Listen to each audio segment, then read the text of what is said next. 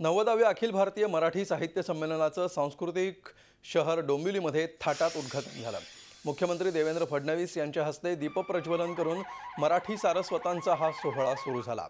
हभप सावळाराम महाराज म्हात्रे क्रीडा संकुलाच्या विस्तीर्ण पटांगणावर 90वे अखिल भारतीय मराठी साहित्य संमेलन भरवण्यात आले।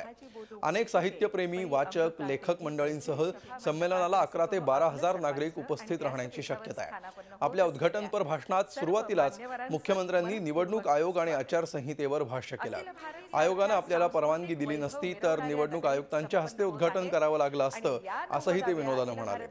साहित्य संमेलनांसारख्या व्यासपीठांमुळे मराठी भाषा समृद्ध होत असल्याचं सांगतानाच मराठी शाळा वाचवायच्या असतील तर 21व्या शतकातलं तंत्रज्ञान आणलं पाहिजे असं आग्रही प्रतिपादन मुख्यमंत्र्यांनी केलं। नटवर्य दत्ता भट, ज्येष्ठ संपादक।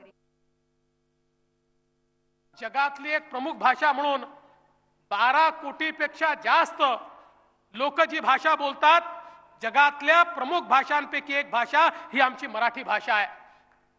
आणि या भाषेनं साहित्याला भरभरून दिलाय। इतक्या मोठ्या प्रमाणात वेगवेगळ्या प्रकारचे विचार हे आम्हाला या माध्यमातून मिळाले आहेत। आणि मला एक गोष्ट या ठिकाणी निश्चितपणे योग्य वाटते की आपल्या या मराठी साहित्याचा जास्तीत जास्त अनुवाद होण्याची आवश्यकता आहे। आपल्या सर्वांसमोर चिंता ही मराठी शाळांची देखील सातत्याने असते, ती देखील योग्य आहे।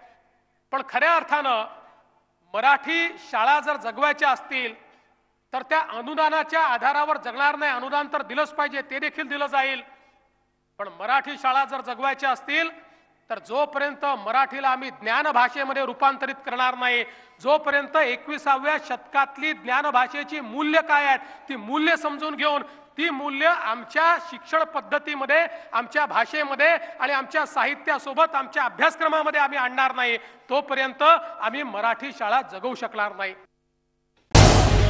झी 24 तास रहा एक पाऊल पुढे।